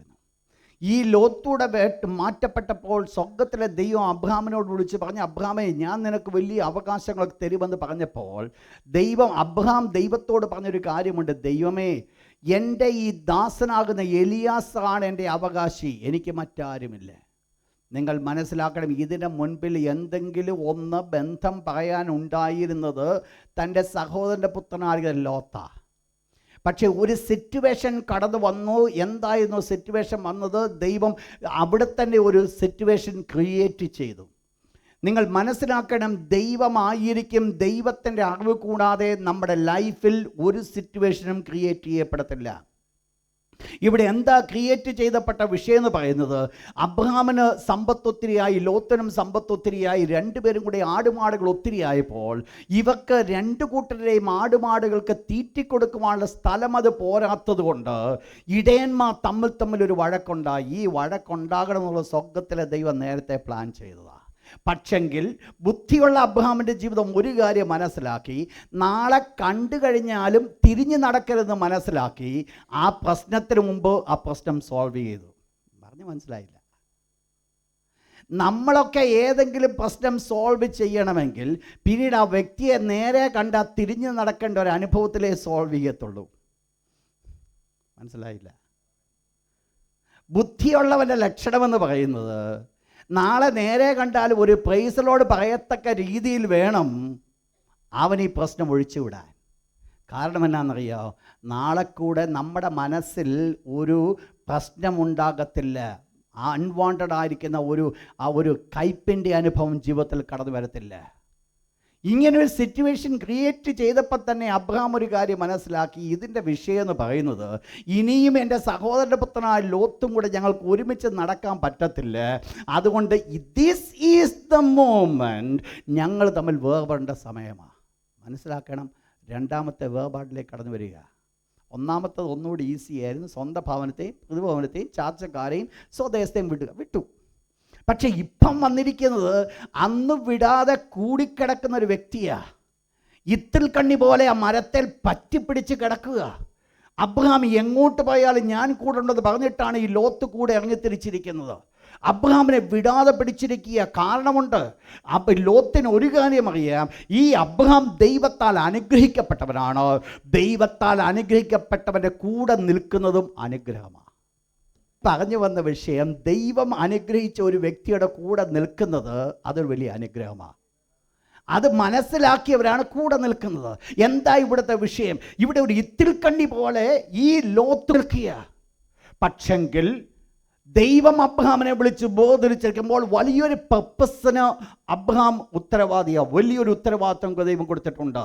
അബ്രഹാമിന് സന്തതികളെ ജനിപ്പിക്കുവാനുണ്ട്. ആ സന്തതികൾക്ക് ഇത് അവകാശമായി കൊടുക്കുവാനുണ്ട്. ലോത്തെ നീയല്ല അബ്രഹാമിൻ്റെ അനുഗ്രഹം അനുഭവിക്കേണ്ടത്. സാറായിൽ നിന്ന് ജനിക്കുന്നവൻ അബ്രഹാമിൻ്റെ അനുഭവം അനുഭവിക്കേണ്ടതാണ്. നിനക്കിപ്പോൾ അബ്രഹാമേ അത് മനസ്സിലാക്കുവാൻ സാധിക്കത്തില്ലായിരിക്കെ. എന്നാൽ സ്വർഗത്തിലെ ദൈവത്തിൻ്റെ മുൻനിശ്ചയത്തിൽ നിഘണ്ടുവിൽ ഇതെല്ലാം എഴുതി വച്ചിട്ടുള്ള കാര്യമാണ്. എന്ത് ചെയ്യേണ്ടി വന്നു? അബ്രഹാം മനസ്സിലാക്കി, ഒരു കാര്യം മനസ്സിലാക്കി, ഇനിയും ഈ സഹോദരൻ്റെ പുത്രനെയും കൊണ്ട് എനിക്ക് ഒരുമിച്ച് നടക്കുവാൻ പറ്റത്തില്ല. അതുകൊണ്ട് ഞങ്ങളൊരു തീരുമാനമെടുക്കുവാൻ പോകുക. ചോയ്സ് ഞാൻ അങ്ങോട്ട് വിട്ടുകൊടുക്കുക. അതാ ബുദ്ധിയുള്ളവൻ്റെ ലക്ഷണം. ചോയ്സ് അങ്ങോട്ട് കൊടുത്തപ്പോൾ ലോത്ത് ഒരു കാര്യം കൊണ്ട് നോക്കിയപ്പോൾ ലോത്ത് മനസ്സിലാക്കി, ഈ സോദോം എന്ന് പറയുന്ന നീരോട്ടുള്ള സ്ഥലമാണ്. നിങ്ങൾ മനസ്സിലാക്കിക്കോണം. ആക്ച്വലി വാസ്തവത്തിൽ ദൈവത്തിൻ്റെ പൈതലിനോടുകൂടെ ഇറങ്ങിത്തിരിച്ചിരിക്കുന്ന, ദൈവത്തെക്കുറിച്ച് അത്രമാത്രം ബോധ്യമില്ലാത്ത ദൈവത്തിൻ്റെ പൈതൽ എന്ന് പറയപ്പെടുവാൻ കാരണം ലോത്ത് ദൈവത്തിൻ്റെ പൈതലെന്നല്ല. വേദപുസ്തകം പറയുന്നു ലോത്ത് നീതിമാനായിരുന്നു. എന്നാൽ അധർമ്മികളുടെ വഞ്ചന, അധർമ്മികളുടെ അത് കണ്ടും കേട്ടും കുടുങ്ങിപ്പോയ നീതിമാനായ ലോത്ത് എന്ന് പറഞ്ഞാൽ സെൽഫായിട്ട് വെളിയിൽ കടന്നു വരുവാൻ ഒരു ജയാളിയായിട്ടുള്ള അബ്രഹാമിനോടുകൂടെ ജയം വരിക്കാത്തവനാകുന്ന ഒരു ലോത്ത്. ശ്രദ്ധിക്കണം, ഞാൻ ആ വേർഡ് ഒരിക്കൽ കൂടെ ആവർത്തിക്കാം. ഞാൻ പറഞ്ഞു വന്നത്, അബ്രഹാം എന്ന് പറയുന്നത് ആത്മീയ ജീവിതത്തിലേക്ക് നോക്കുമ്പോൾ അബ്രഹാം ഒരു ജയാളിയാണ്. പക്ഷേ ലോത്തെന്ന് പറയുന്നത് ഒരു ജയാളിയല്ല. ലോത്തെന്ന് പറയുന്നത് നീതിമാനാണ്. അവൻ നീതിമാനാണെങ്കിലും ഇപ്പോഴും ജീവിക്കുന്നത് എവിടെയാണ് ജീവിക്കുന്നത്? സോദോമാണ് തൻ്റെ മനസ്സിൽ. അതാണ് താൻ അബ്രഹാം ഒരു ചോയ്സ് ലോത്തിന് കൊടുത്തപ്പോൾ ലോത്ത് ആദ്യം സെലക്ട് ചെയ്തത് നീരോട്ടമുള്ള സ്ഥലം കണ്ടത്. കാരണം തൻ്റെ മനസ്സിലിരിക്കുന്നതിന് അനുസരണമായിട്ടാണ് ആര് തിരഞ്ഞെടുക്കുന്നത്? ലോത്ത് തിരഞ്ഞെടുത്തത്. അപ്പോൾ ഈവൻ തോ ലോത്ത് നീതിമാനാണെങ്കിലും എൻ്റെ ഭാഷയിൽ ഞാൻ പറഞ്ഞാൽ ലോത്ത് ഒരു ജഡീക മനുഷ്യനാണ്. ജഡീക മനുഷ്യനാകുന്ന നീതിമാനായ ലോത്ത് ദൈവ പൈതലായിരിക്കുന്ന ജയാളിയായിരിക്കുന്ന അബ്രഹാമിനോടുകൂടെ ഒരുമിച്ച് ചേർന്ന് നടക്കുമ്പോൾ ജയാളിയായിരിക്കുന്ന അബ്രഹാമിന് പറയുവാനുണ്ട്, ലോത്തെ നീ ഇഷ്ടം പോലെ തിരഞ്ഞെടുത്തു. മനസ്സിലാക്കിക്കോണം, തിരഞ്ഞെടുക്കുന്ന അവരുടെ തിരഞ്ഞെടുപ്പ് എന്ന് പറയുന്നത് എപ്പോഴും ഒരു ഫൂളിഷ്നെസ് ആയിരിക്കും. കാരണം അവർ തിരഞ്ഞെടുക്കുന്നത് മാനുഷിക തിരഞ്ഞെടുപ്പായിരിക്കും. അവരുടെ ബുദ്ധി കൊണ്ട് മനസ്സിലാക്കുന്ന രീതിയിൽ, അവർക്ക് മനസ്സിലാക്കാൻ പറ്റുന്ന രീതിയിൽ ഒരു തിരഞ്ഞെടുപ്പായിരിക്കും അവർ തിരഞ്ഞെടുക്കുന്നത്. എന്നാൽ അബ്രഹാം തിരഞ്ഞെടുക്കുവാൻ ഇടയായിത്തീർന്നത് തൻ്റെ ബുദ്ധിയുടെ മണ്ഡലമല്ല പ്രവർത്തിപ്പിക്കുവാൻ ഇടയായിത്തീർന്നത്, പിന്നെയോ ദൈവത്തിന് തന്നെക്കുറിച്ചുള്ള ഹിതം. ഇവിടെ എന്ത് സംഭവിച്ചു? അബ്രഹാം ലോത്തിനോട് പറഞ്ഞു, ഞാൻ പറഞ്ഞ വേർഡ് മനസ്സിലാക്കിക്കോണം, തൻ്റെ ലോത്തിനെ വിട്ടുപിരിയുക എന്ന് പറയുന്നത് ഇത്രയും നാൾ കൂടെ കൊണ്ട് നടന്ന തൻ്റെ സഹോദരൻ്റെ പൗത്രനെ കൊണ്ട് വിട്ടുകളയുക എന്ന് പറയുന്നത് it's not an easy thing. പക്ഷെങ്കിൽ ഒരു സിറ്റുവേഷൻ കടന്നു വന്നു. ദൈവം തന്നെ ഒരു സിറ്റുവേഷൻ ഉണ്ടാക്കി ഈ ലോത്തിനെ അബ്രഹാമിന് എന്ത് ചെയ്യേണ്ടതായിട്ട് വന്നു? വിട്ടുകളയേണ്ടതായിട്ട് വന്നു. അബ്രഹാം ലോത്തിനെ വിട്ടുകളഞ്ഞപ്പോൾ ഞാൻ ഒരിക്കലും ചിന്തിക്കുന്നില്ല അബ്രഹാം വളരെ ഈസി ആയിട്ട് വിട്ടുകളഞ്ഞു എന്നുള്ളത്. കാരണം അബ്രഹാമിൻ്റെ മനസ്സിൽ ലോത്തുണ്ട്. എന്നാൽ എന്ത് സംഭവിച്ചു? ഈ ലോത്തിനെ വിട്ടുകളഞ്ഞപ്പോഴാണ് സെക്കൻഡ് ദൈവത്തിൻ്റെ വെളിപ്പാട് അബ്രഹാമിന് ലഭിച്ചത്. എന്ത് സംഭവിച്ചു? ദൈവം അബ്രഹാമിനോട് പറഞ്ഞു, അബ്രഹാമേ നീ നോക്ക്, നീ വലത്തോട്ട് ഇടത്തോട്ട് കിഴക്കോട്ട് പടിഞ്ഞാറോട്ടൊക്കെ നീ നോക്ക്, ഈ കാണുന്ന സ്ഥലമൊക്കെ ഞാൻ നിനക്ക് ഇതുവരെ വിളിച്ചുകൊണ്ട് വന്ന എന്തോ പറഞ്ഞിട്ടാ, ഞാൻ നിന്നെ കാണിപ്പാൻ ദേശത്തേക്ക് പോകാം. അപ്പോൾ ഈ കാണിപ്പാനയ്ക്ക് ദേശത്തെക്കുറിച്ച് തനിക്ക് യാതൊരു കാഴ്ചപ്പാടുമില്ലാതെ ഇറങ്ങിത്തിരിച്ചുവെങ്കിലും തൻ്റെ ജീവിതത്തിൽ സെക്കൻഡ് ലെവൽ ഓഫ് സെപ്പറേഷനിലേക്ക് വന്നപ്പോൾ അബ്രഹാമിൻ്റെ ജീവിതത്തിൽ എന്ത് സംഭവിച്ചു? ദൈവം എന്തിന് വിളിച്ചുകൊണ്ട് വന്നു എന്നുള്ളത് അബ്രഹാമിന് കാണുവാനായിട്ടിടയായി തീർന്നു. നിങ്ങൾ മനസ്സിലാക്കണം, ഇത് മനസ്സിലാക്കണമായിരുന്നു എങ്കിൽ ദൈവം ഈ വാഗ്ദത്തം കൊടുത്ത ഈ ദേശം അബ്രഹാമിൻ്റെ കണ്ണുകൊണ്ട് കാണണമായിരുന്നുവെങ്കിൽ, ദൂരത്തുനിന്ന് കാണണമായിരുന്നുവെങ്കിൽ അബ്രഹാം എന്ത് ചെയ്യണമായിരുന്നു? എന്ത് ചെയ്യണമായിരുന്നു? എന്ത് ചെയ്യണമായിരുന്നു? Very good listeners. എന്ത് ചെയ്യണമായിരുന്നു? ലോത്തിനെ വിട്ടുകൊടുക്കണമായിരുന്നു. ലോത്തിനെ തൻ്റെ ജീവിതത്തിൽ നിന്ന് വിട്ടുകൊടുക്കാത്തിടത്തോളം കാലം ഈ കാഴ്ചപ്പാട് അബ്രഹാമിന് കാണുവാൻ സാധ്യമല്ല. നിങ്ങൾ മനസ്സിലാക്കണം, ഒന്നാമത് പ്രതിഭവനത്തെയും ചാച്ചക്കാരെയും സ്വഭാവനത്തെയും ഒക്കെ വിട്ടേച്ചിറങ്ങിത്തിരിച്ചുവെങ്കിൽ അതോടുകൂടെ ഞാൻ വലിയ ത്യാഗം ചെയ്തെന്നും പറയരുത്. നിൻ്റെ ജീവിതത്തിൽ ലോത്തുണ്ടെന്ന് മനസ്സിലാക്കണം. ആ ലോത്തിനെ വിട്ടുകൊടുക്കാതെ ദൈവം ആഗ്രഹിക്കുന്ന അടുത്ത ലെവലിലേക്ക് ദൈവം നിന്നെ കൊണ്ടുവന്ന ലാൻഡ് നിൻ്റെ കണ്ണുകൊണ്ട് കാണുവാൻ സാധ്യമല്ല. ഇറങ്ങിത്തിരിച്ചതാ. മനസ്സിലാകുന്നേ ഞാൻ പറഞ്ഞു വരുന്നേ? ഇറങ്ങിത്തിരിച്ചതാ. പക്ഷെങ്കിൽ അൺലെസ് ആൻഡ് അൺടിൽ ഈ ലോത്തിനെ വേർപെടുത്താത്തിടത്തോളം കാലം, ലോത്ത് നിൻ്റെ കൂടെ നിൽക്കുന്നിടത്തോളം കാലം ഈ ദൈവം ആഗ്രഹിക്കുന്ന വാഗ്ദത്തം ചെയ്ത വാഗ്ദത്ത ദേശം നിൻ്റെ കണ്ണുകൊണ്ട് കാണുവാൻ സാധ്യമല്ല. അതിനെന്താ വേണ്ടത്? കൂടെ നിൽക്കുന്ന ലോത്തിനെ ആദ്യം തട്ടി മാറ്റാനാണോ? അല്ല. അതിന് ഒരു സാഹചര്യം കൊണ്ടുവരും. ഈ ലോത്തിനെയാണ് നീ സ്നേഹിക്കുന്നത് വെളിപ്പെടുത്തത്തക്ക രീതിയിൽ ഒരു സാഹചര്യം കൊണ്ടുവരുമ്പോഴാണ് തട്ടി മാറ്റേണ്ടത്. വേണ്ടാത്ത പണിയൊന്നും ആദ്യം ചെയ്യരുത്. നല്ല വിത്തിൻ്റെ കൂടെ ഒരു കളയും കൂടെ കാണും. ആദ്യം കൊണ്ട് കളയെ പറിച്ചു കളഞ്ഞാൽ നല്ല വിത്ത് കൂടെ പോകുമ്പോൾ നല്ല വിത്ത് പോകാതിരിക്കണമെങ്കിൽ രണ്ടും ഒരുമിച്ച് വളരട്ടെ. മനസ്സിലായോ? എന്താ ഇവിടുത്തെ വിഷയം? എന്നാ? ദൈവം കാണിച്ചു കൊടുക്കേണ്ട ദേശം കാണുവാനായിട്ട് തനിക്ക് ഇടിയായി തീർന്നപ്പോൾ എന്ത് ചെയ്യേണ്ടതായിട്ട് വന്നു? അതുവരെ താൻ സ്നേഹിച്ച് തൻ്റെ മകനെ പോലെ കൊണ്ടു നടന്നതായിരിക്കുന്ന ലോത്തിൽ നിന്നോ താൻ സെപ്പറേറ്റ് ചെയ്യേണ്ടി വന്നു. തൻ്റെ ഹൃദയത്തോട് ഒന്നുകൂടെ അടുത്തിരുന്നത് ഞാൻ പറഞ്ഞ് മനസ്സിലായോ? ആദ്യം തനിക്ക് ആരായിരുന്നു? തൻ്റെ വീട്ടുകാരും നാട്ടുകാരും ചാച്ചക്കാരും. അവരെ വിട്ടുകളഞ്ഞ് പിന്നെ പറ്റി ചേർന്നിരുന്ന ഒന്നായിരുന്നു ലോത്ത്. ഈ പറ്റിച്ചേർന്നിരുന്ന ലോത്തിനെയാണ് ദൈവം രണ്ടാമത് ചോദിച്ചത്. ദൈവം അബ്രഹാം വിട്ടുകൊടുത്തു. അത് കഴിഞ്ഞപ്പോൾ അബ്രഹാമിൻ്റെ ജീവിതത്തിൽ ഒരു അനുഗ്രഹത്തിലേക്ക് കടന്നു വന്നു. സമയം പെട്ടെന്ന് പോകുന്നു. മൂന്നാമത്തെ ലെവലിലേക്ക് അബ്രഹാം കടന്നു വന്നു. എങ്ങോട്ട് വന്നു? വായിച്ചോട്ട് അതിൻ്റെ 15-ാമത്തെ ഉൽപ്പത്തി 15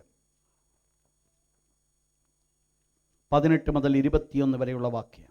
നിങ്ങൾ മനസ്സിലാക്കണം, ദൈവം വീണ്ടും ഒന്നുകൂടെ ബന്ധപ്പെടുക. അന്ന് എന്തോ കാണിച്ചതേ ഉള്ളൂ. ദൈവം ദൂരെ നിന്ന് ദൈവം പറഞ്ഞു അബ്രഹാമിനോട്, നീ അബ്രഹാമെ നീ നോക്ക്, നീ കിഴക്കോട്ടും തെക്കോട്ടും വടക്കോട്ടും പടിഞ്ഞാറോട്ടും നോക്ക്, നീ കാണുന്ന സ്ഥലമൊക്കെ ഞാൻ നിനക്ക് തന്നു. അബ്രഹാം എല്ലാം ഒന്ന് നോക്കി ഒന്ന് കണ്ടിട്ട് ഇതൊക്കെ എനിക്ക് തന്നതാന്ന് പറഞ്ഞു. പക്ഷേ അവിടെ വെച്ച് ഒരു ക്ലിയർ പിക്ചർ അവിടെ ഇല്ല. മൂന്നാമത്തെ ലെവലിലേക്ക് അബ്രഹാം കടന്നു വന്നു. ദൈവം അബ്രഹാമിനോട് പറഞ്ഞു, അബ്രഹാമേ ഞാൻ നിനക്ക് തരാൻ പോകുന്ന അതിര് ഇന്നതാ, ഇത്രയും സ്ഥലമായിരിക്കും, ഇത്രയും പേരുടെ സ്ഥലമായിരിക്കും ഞാൻ നിനക്ക് തരാൻ പോകുന്നു. മനസ്സിലായോ? വിഷയം ഇവിടെ വന്നു. ആദ്യത്തെ അരുളപ്പാട് പ്രാപിച്ചു, ഒന്നും കാണാതെ ഇറങ്ങിത്തിരിച്ചു. രണ്ടാമത്തെ അരുളപ്പാട് ലഭിച്ചു, ചിലത് ദൂരെ നിന്ന് കാണിച്ചു. ഇപ്പം മൂന്നാമത്തെ ഒരരുളപ്പാട് വന്നപ്പോൾ ദൈവം വ്യക്തമായിട്ട് ആ ലാൻഡ് കാണിച്ചു തരിക. ഈ സമയം വന്നപ്പോഴത്തേന് അബ്രഹാമിൻ്റെ ജീവിതത്തിൽ നിങ്ങൾക്കറിയാം ഇത് സംഭവിക്കുവാനുള്ള കാരണം, മക്കളില്ലാതെ പ്രായമായി കിടക്കുന്ന ഒരു മനുഷ്യനെ അർദ്ധരാത്രി ഉറങ്ങി സ്വപ്നം കണ്ടുകൊണ്ട് കിടക്കുക. പുള്ളിയെ വിളിച്ച് വീട്ടിൻ്റെ മുറ്റത്ത് കൊണ്ടുവന്നിട്ട് പറഞ്ഞു, നീ മേളിലോട്ട് നോക്കാൻ പറഞ്ഞു. മേളിലോട്ട് നോക്കിയിട്ട് ദൈവം പറഞ്ഞു, ഞാൻ നിനക്ക് നിൻ്റെ സന്തതി ഇങ്ങനെ ആക്കുമെന്ന്. ഇത് പറഞ്ഞത് പുള്ളിക്കാരൻ കണ്ണുമടച്ച് വിശ്വസിച്ചു. സ്വപ്നത്തിൽ കൂടെ വിശ്വസിച്ചതല്ല, പുള്ളി അങ്ങ് വിശ്വസിച്ചു. ഇതാണ് അടുത്ത ലെവലിലേക്ക് അബ്രഹാം പോയത്. It's not easy thing. ഇതുകൊണ്ട് നിങ്ങൾ മനസ്സിലാക്കണം, അതുകൊണ്ട് ഒന്നും വിട്ടുകൊടുക്കേണ്ടതായിട്ട് വന്നില്ലയോ? ഉണ്ടായി. ഒരല്പം കഴിഞ്ഞപ്പോൾ അബ്രഹാമിൻ്റെ ഭാര്യയാകുന്ന സാറയുടെ ആലോചന പ്രകാരം അബ്രഹാം മുൻപോട്ട് കടന്നുപോയി. തൻ്റെ ദാസിയായിരിക്കുന്ന ഹാഗാറിൽ കൂടെ ഒരു കുഞ്ഞ് തനിക്ക് ലഭിച്ചു, ഇസ്മായേൽ വന്നപ്പോൾ അബ്രഹാം ചിന്തിച്ചു, ഇനി എനിക്ക് വേറൊന്നും വേണ്ട. നിങ്ങൾ മനസ്സിലാക്കണം, അബ്രഹാമിനെ വിളിച്ചിരിക്കുന്ന ഉദ്ദേശമുണ്ട്. ഞാൻ നിന്നെ കാണിപ്പാൻ ദേശത്തേക്ക് പോകാം, നിൻ്റെ സന്തതി ഇവണ്ണമാക്കും. ഇതൊക്കെ പറഞ്ഞ് വിളിച്ച് മുമ്പോട്ട് കൊണ്ടുപോയതാണെങ്കിലും മുൻപോട്ട് പോകുന്ന സമയത്ത് ഈ ഹാഗാറിൽ നിന്നൊരു കുഞ്ഞ് ജനിച്ചപ്പോൾ അബ്രഹാമിന് സഫിഷ്യൻറ്റ്, പുള്ളി സാറ്റിസ്ഫൈഡാണ്. 99 വയസ്സിൽ ചാകാൻ കിടക്കുന്ന മനുഷ്യനെ പൊക്കി വിളിച്ചിട്ട് ദൈവം എഴുന്നേൽപ്പിച്ചിട്ട് പറഞ്ഞു, നിൻ്റെ ഭാര്യയാകുന്ന സാറായിൽ നിനക്കൊരു കുഞ്ഞ് ജനിക്കുമെന്ന് അബ്രഹാമിനോട് ദൈവം പറഞ്ഞപ്പോൾ പുള്ളി ഉള്ള കാര്യം നേരെ പറഞ്ഞു, വേണ്ട ദൈവമേ, ഇസ്മായേൽ നിൻ്റെ മുമ്പാകെ ജീവിച്ചിരുന്നാൽ മതി. മനസ്സിലായോ പുള്ളിയുടെ കൺസെപ്റ്റ്, കാഴ്ചപ്പാട് മനസ്സിലായോ? ദൈവം പറഞ്ഞ സാറയിൽ നിനക്കൊരു കുഞ്ഞിനെ തരുമെന്നോ? ഇത്രയും വെളിപ്പാട് പ്രാപിച്ച് ഇത്രയും ത്യാഗത്തോടുകൂടി ഇറങ്ങിത്തിരിച്ച അബ്രഹാമിൻ്റെ ജീവിതമാണ് ഇവിടെ വന്നപ്പോൾ അബ്രഹാം പറയുന്നത്, വേണ്ട ദൈവമേ, ഇസ്മായിൽ ജീവിച്ചിരുന്നാൽ മതി. തൻ്റെ കാഴ്ചപ്പാട് വീണ്ടും പോയി. പക്ഷേ ദൈവം എന്ത് ചെയ്യേണ്ടതായിട്ട് വന്നു? ഒരു കാര്യം, ഇതിനാണ് ബുദ്ധിയുള്ള ഭാര്യമാർ. എന്ത് സംഭവിച്ചു? സാറയ്ക്കൊരു കുഞ്ഞ് ജനിച്ചു. ആ ഇസ്ഹാക്ക് ജനിച്ചപ്പോൾ ഇസ്ഹാക്ക് ഒരല്പം പ്രായപൂർത്തിയാകുന്ന സമയം കടന്നു വന്നപ്പോൾ സാറ ഒരു കാര്യം മനസ്സിലാക്കി. ബുദ്ധിയുള്ള ഭാര്യമാരൊക്കെ ആയിട്ട് സ്തോത്രം. എന്താ മനസ്സിലാക്കിയെന്നറിയാമോ? ഈ 2 കുഞ്ഞുങ്ങളും കൂടെ ഒരു വീട്ടിൽ നിന്നാൽ അത് വലിയ പ്രശ്നമാണ്. ഇന്നും വീട്ടിലില്ലാഞ്ഞിട്ട് പ്രശ്നമാണ്. അപ്പോൾ വീട്ടിൽ അന്ന് ഒരുമിച്ചുണ്ടായിരുന്നെങ്കിൽ എന്ത് പ്രശ്നമായിരുന്നു നിങ്ങൾ ചിന്തിച്ചോണം. അപ്പോൾ ഒരു കാര്യം പറഞ്ഞു അബ്രഹാമിനോട്, നീ ഒരു കാര്യം ചെയ്യണം, ഈ ഇസ്മായിലിനെ നീ വെളിയിലാക്കണം. നിങ്ങൾ ചിന്തിക്ക്, ഒരപ്പന് ഇഷ്ടപ്പെടുന്ന ഒരു വേർഡാണോ ഇത്? വേദപുസ്തകം പറയുന്നു, ഈ ഇസ്മായിലിനെ കുറിച്ച് സാറ പറഞ്ഞത് അബ്രഹാമിന് അനിഷ്ടമായി. ഇഷ്ടപ്പെട്ടില്ല അബ്രഹാമിനൊട്ടും. നല്ല ഒരു കുടുംബകലഹം ഉണ്ടാക്കേണ്ടതാണ്. പക്ഷെങ്കിൽ ബുദ്ധിമാനായിരിക്കുന്ന അബ്രഹാം ആ സ്ഥാനത്ത് ദൈവത്തിൻ്റെ ആലോചന ചോദിക്കാൻ പോയെന്നുള്ളത് അനുഗ്രഹം. ഞാൻ ഓർപ്പിക്കട്ടെ, ഭാര്യമാർ ചില ആലോചന പറഞ്ഞു തരുമ്പോൾ ദൈവത്തോട് നമ്മളൊരു ആലോചന ചോദിക്കുന്നത് വലിയ അനുഗ്രഹമാണ്.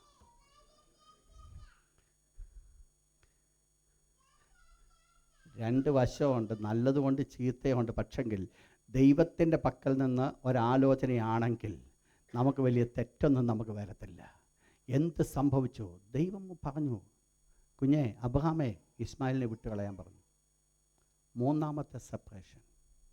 എന്താ വേണ്ടി വന്നത്?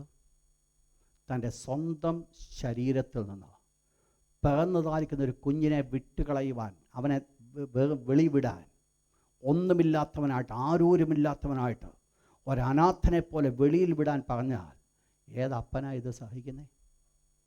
പക്ഷെങ്കിൽ എന്ത് ചെയ്യേണ്ടതായിട്ട് വന്നു? ദൈവത്തിൻ്റെ അനുഗ്രഹം അബ്രഹാം പ്രാപിക്കേണ്ടതിനോ അടുത്ത ലെവൽ ഓഫ് ബ്ലെസ്സിങ്സിലേക്ക് അബ്രഹാം പോകണമായിരുന്നുവെങ്കിൽ അബ്രഹാമെ നീ സ്നേഹിക്കുന്ന ഇസ്മായിലിനെ നീ വിട്ടുകളഞ്ഞേ പറ്റത്തുള്ളൂ. മനസ്സിലായോ? 3ാമത്തെ അവസ്ഥ. 3ാമത്തത് മനസ്സിലായോ? 1ാമത് ഞാൻ പറഞ്ഞ് മനസ്സിലായല്ലോ, 2ാമതും ഞാൻ പറഞ്ഞ് മനസ്സിലായല്ലോ. 3ാമത്തെ സ്വന്തത്തിലേക്ക് വന്നു. വിട്ട് കളഞ്ഞത് അബ്രഹാമിൻ്റെ ജീവിതത്തിൽ അടുത്ത അനുഗ്രഹത്തിന് കാരണമായി. എന്ത് സംഭവിച്ചു? വായിച്ചോട്ട് ഉൽപ്പത്തി 17-ാം അധ്യായം 8ാമത്തെ വാക്യം. മനസ്സിലായോ?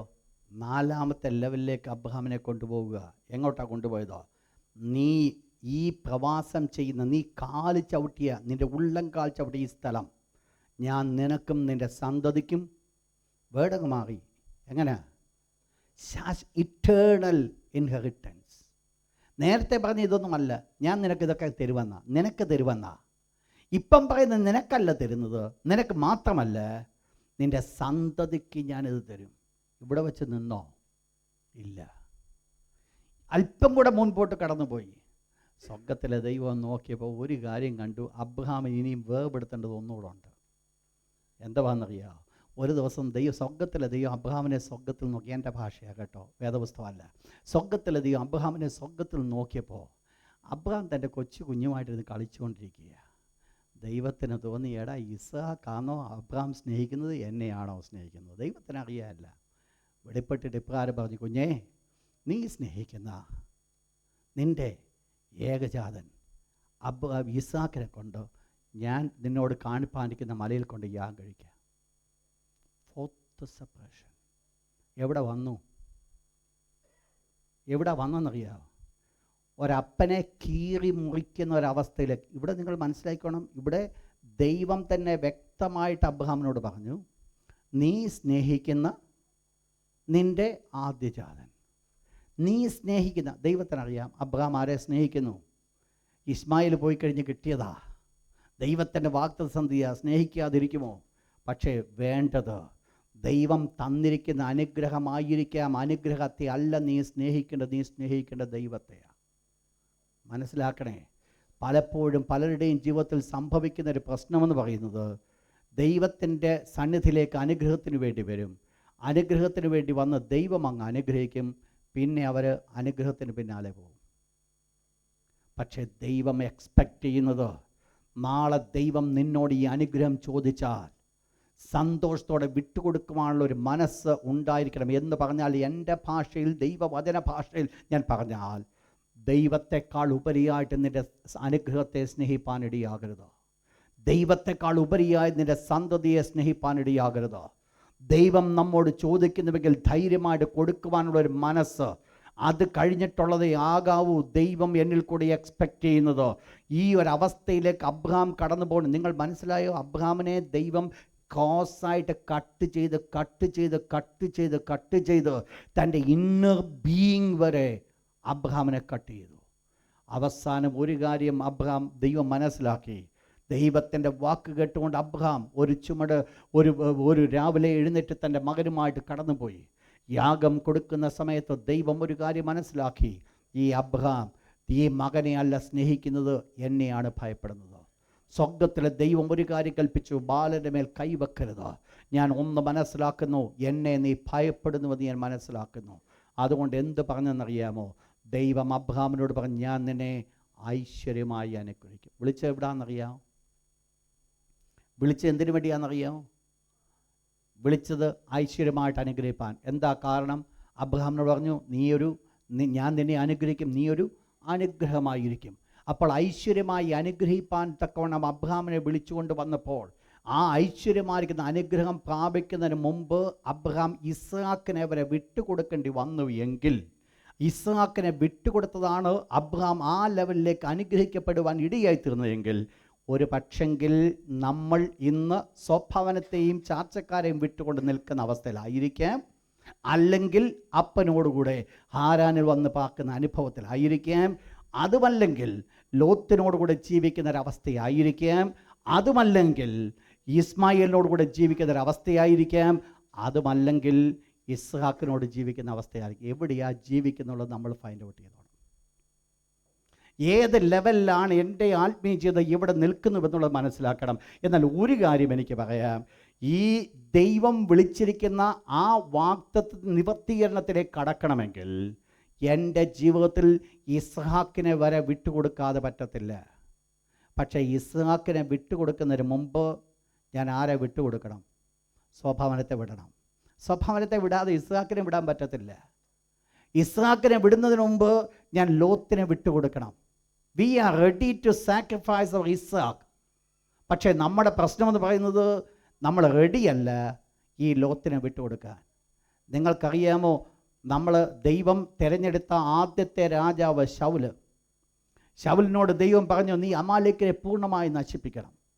അമാലേരെ നശിപ്പിക്കണമെന്ന് പറഞ്ഞ് പോയിട്ട് തിരിച്ച് വന്ന് ശമൂവേൽ പ്രവാചകൻ ചോദിച്ചു, എന്ത് ചെയ്തു? ശൗൽ രാജാവ് പറഞ്ഞു, നിൻ്റെ കൽപ്പന, ദൈവത്തിൻ്റെ കൽപ്പന അപ്പാടെ ഞാൻ അനുസരിച്ചു. ശമൂവേൽ പ്രവാചകൻ ഇപ്രകാരം ചോദിച്ചു, ഞാൻ ഈ കേൾക്കുന്ന കാളകളുടെയും ഈ കന്നുകാലുടെ ഈ ശബ്ദം എവിടെ നിന്നാണ്? ഈ ശൗൽ രാജാവ് പറഞ്ഞൊരു വേർഡുണ്ട്, ദൈവമായ യഹോവയ്ക്ക് യാഗം കഴിക്കേണ്ടതിന് അവിടുന്ന് പൊക്കിയെടുത്തോണ്ട് വന്നതാണ്. ഏതാ? മനസ്സിലായോ? ദൈവം കൽപ്പിച്ചു, നീ അതിനെ യാഗം കൊടുക്കണം, നീ പരിപൂർണമായി നശിപ്പിക്കണം. പക്ഷെ എന്ത് വന്നില്ല, അതിനും മൂടുപടമുണ്ട് എല്ലാത്തിനും. ഇതാണ് ഈ സ്പിരിച്വൽ ലൈഫിൻ്റെ ഏത് പ്രശ്നത്തിൻ്റെയും പ്രശ്നം എന്നാണെന്നറിയാമോ? ആരോട് ചോദിച്ചാലും പറയും, ഞാൻ ആത്മാവ് നടത്തുന്ന പോലെ നടക്കുന്നത്. ഇതാണ് മനസ്സിലാക്കാൻ പറ്റാത്തത്. ഏറ്റവും വലിയ ബുദ്ധിമുട്ട് അതാ. നമ്മൾ സിൻസിയറായിട്ട് നിൽക്കുക. ദൈവം അതാ എക്സ്പെക്റ്റ് ചെയ്യുന്നത്. പക്ഷെ ഒരു കാര്യം മനസ്സിലാക്കണം, ഇസ്ഹാക്കിനെ വിട്ടുകൊടുക്കുന്നതിന് മുമ്പ് സ്വഭവനത്തെ വിട്ടുകൊടുക്കണം. ഇസ്ഹാക്കിനെ വിട്ടുകൊടുക്കുന്നതിന് മുമ്പ് ലോത്തിനെ വിട്ടുകൊടുക്കണം. ഇസ്ഹാക്കിനെ വിട്ടുകൊടുക്കുന്നതിന് മുമ്പ് ഇസ്മായിലിനെ വിട്ടുകൊടുക്കണം. ഇല്ലാതെ ഇസ്ഹാക്കിനെ വിട്ടുകൊടുക്കുവാൻ സാധ്യമല്ല. ഇന്ന് രാത്രി ശാന്തമായിട്ട് കണ്ണുകൾ അടച്ചാട്ട് ദൈവത്തിൻ്റെ പരിശുദ്ധ മുഖത്തേക്ക് നോക്കിയാട്ട്